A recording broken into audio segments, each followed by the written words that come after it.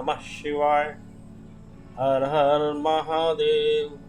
शिव पुराण की रुद्र संहिता के इस अध्याय में हम भगवान शंकर का जटिल तपस्वी ब्राह्मण के रूप में पार्वती के आश्रम पर जाना, उनसे संस्कृत सत्कृत हो उनकी तपस्या का कारण पूछना तथा पार्वती जी का अपनी सखी विजया से सब कुछ कहलाना की कथा को हम सुनेंगे।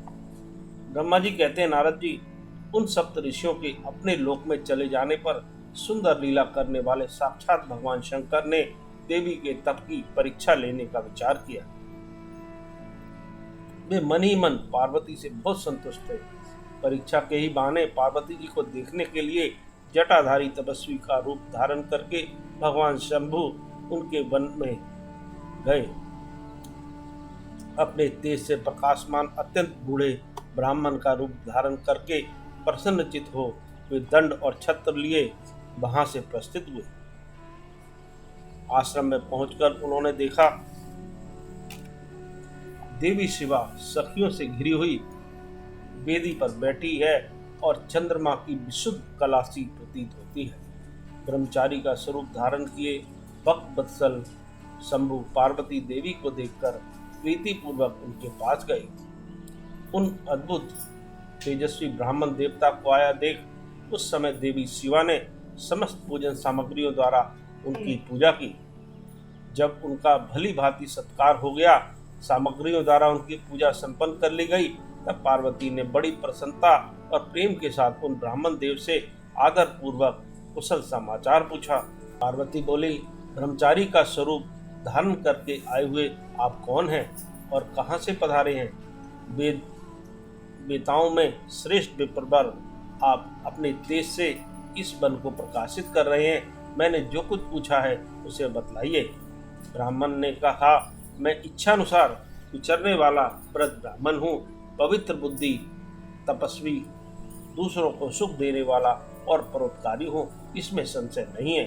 तुम कौन हो, किसकी पुत्री हो और इस निर्जन वन में इसलिए ऐसी तपस्या कर रही हो जो पंजे के बल पर खड़े हो तप करने वाले मुनियों के लिए भी दुर्लभ है। तुम न बालिका हो न वृद्धा ही हो, सुंदरी तरुणी जान पड़ती हो, फिर किस लिए पति के बिना इस वन में आकर कठोर तपस्या करती हो? भद्रे, क्या तुम किसी तपस्वी की सहचारणी तपस्विनी हो? देवी, वह तपस्वी तुम्हारा पालन पोषण नहीं करता जो तुम्हें छोड़कर अन्यत्र चला गया है। बोलो, तुम किसके कुल में उत्पन्न हुई हो? तुम्हारे पिता कौन है और तुम्हारा नाम क्या है?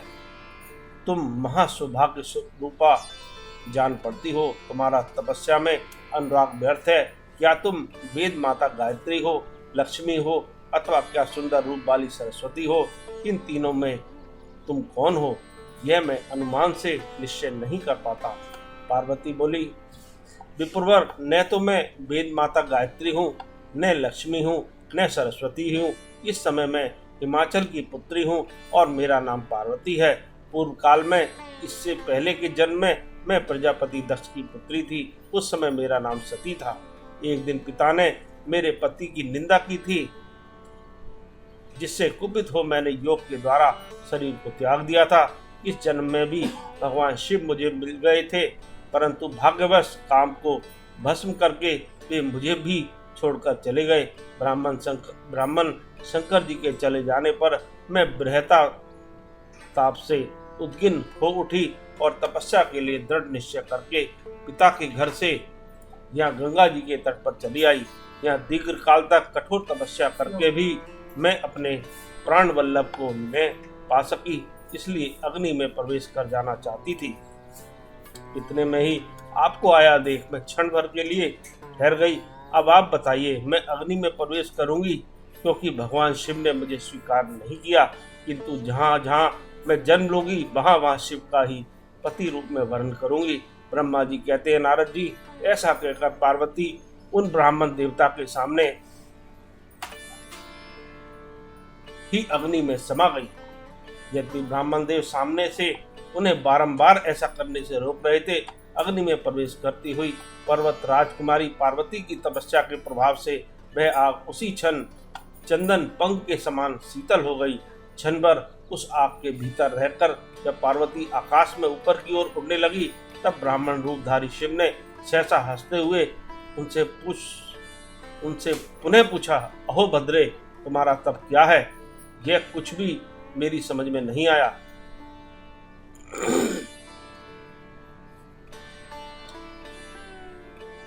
इधर अग्नि से तुम्हारा शरीर नहीं जला, यह तो तपस्या की सफलता का सूचक है, परंतु अब तक तुम्हें अपना मनोरथ प्राप्त नहीं हुआ। इससे उसकी विफलता प्रकट होती है। अतः देवी, सबको आनंद देने वाले मुझ श्रेष्ठ ब्राह्मण के सामने तुम अपने अभिष्ट मनोरथ को सच सच बताओ। ब्रह्मा जी कहते हैं, नारद जी, ब्राह्मण के इस प्रकार पूछने पर उत्तम व्रत का पालन करने वाली अंबिका ने अपनी सखी को उत्तर देने के लिए प्रेरित किया। पार्वती से प्रेरित हो उनकी विजया नामक प्राण प्यारी सखी ने, जो उत्तम व्रत को जानने वाली थी, जटाधारी तपस्वी से कहा। सखी बोली, साधो, तुमसे पार्वती के उत्तम चरित्र का और उनकी तपस्या के समस्त कारणों का वर्णन करती हूँ। आप सुनना चाहते हो तो सुनिए। मेरी सखी गिरिराज हिमाचल की पुत्री है। ये पार्वती और काली नाम से विख्यात है तथा माता मेनका की कन्या है। अब तक किसी ने इनके साथ विवाह नहीं किया है। ये भगवान शिव के सिवा दूसरे किसी को चाहती भी नहीं है। उन्हीं के लिए 3000 वर्षों से तपस्या कर रही हैं। भगवान शिव की प्राप्ति के लिए ही मेरी इन सखी ने ऐसा तप प्रारंभ किया है। विप्रवर, इसमें जो कारण है उसे बताती हूँ, सुनिए।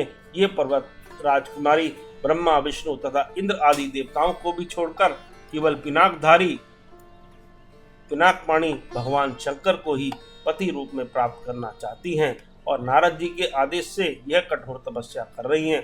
द्विश्रेष्ठ, आपने जो कुछ पूछा था उसके अनुसार मैंने प्रसन्नता पूर्वक अपनी सखी का मनोरथ बता दिया। अब आप और क्या सुनना चाहते हैं?